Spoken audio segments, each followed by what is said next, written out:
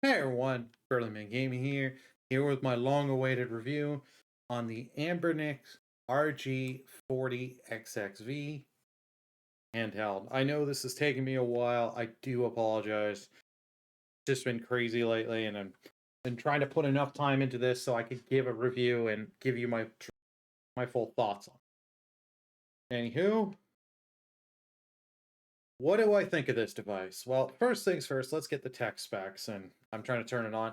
Because it takes, that's one thing, is holding the power button on this, sometimes it's a little finicky and can take a while to turn on.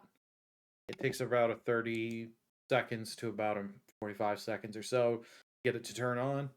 The display is 4-inch IPS, 640 by 480, 1 gig of RAM, and a 3200 milliamp battery, as well as it does come in white, black, or indigo blue, as you can see in my case.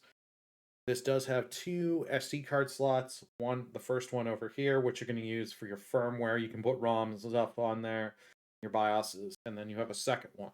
So you can load this thing up. Mine came with a 64 gig card, so I've just been using the one because I'm lazy. I already have one card in there, and 64 gigs, you can hold quite a bit on there.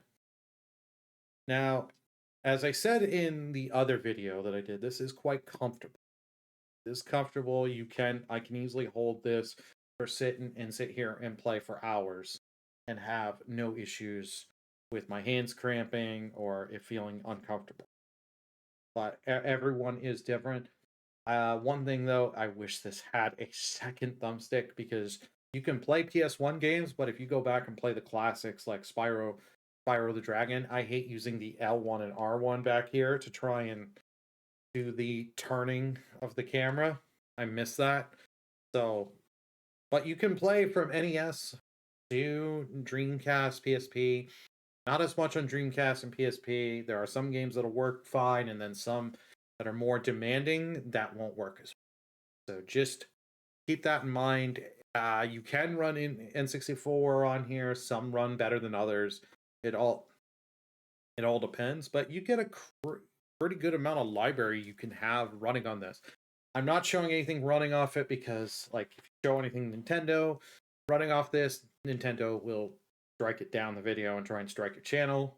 But a nice thing is it does have an HDMI, mini HDMI out, and I actually had a cable from an old video camera, so I was able to plug in my mini HDMI and HDI, plug it into my capture card or my TV, and play on there. And you can use Bluetooth, so you can pair like my 8-bit Do controller here, my Ultimate, and pair it and just play even well on the TV.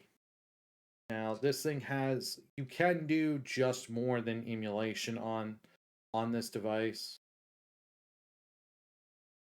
You do have an app center. I didn't spend too much time. You can do music, videos, ebooks on here. They do have a file manager on this. Don't use the file manager on this. Put the SD card into your computer and use a mouse and keyboard because trying to do this with buttons does not work. But battery is, I would say, good. You're going to get about 6 hours, a little more, a little less, depending on what you play. That's not bad for a handheld.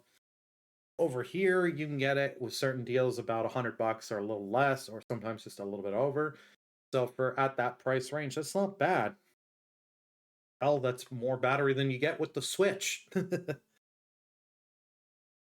But the nice thing, it's nice, easy. You can throw this almost pocketable device, take it on the go. It's very lightweight.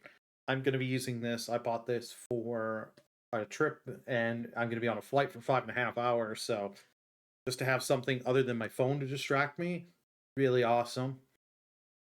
But yeah, if you're into these kind of devices and you think it's for you, I said I can recommend it. But if you don't think you're going to use one, that's up to you. So let me know in the comment section. What did you think of this device? Is this something for you? Something you're not going to buy? Or have you bought any of the other Anbernic or the other, like the Retroid Pocket and all the other devices? Let me know in the comment section. below. Burly Gaming, sign off. See y'all next time. Bye!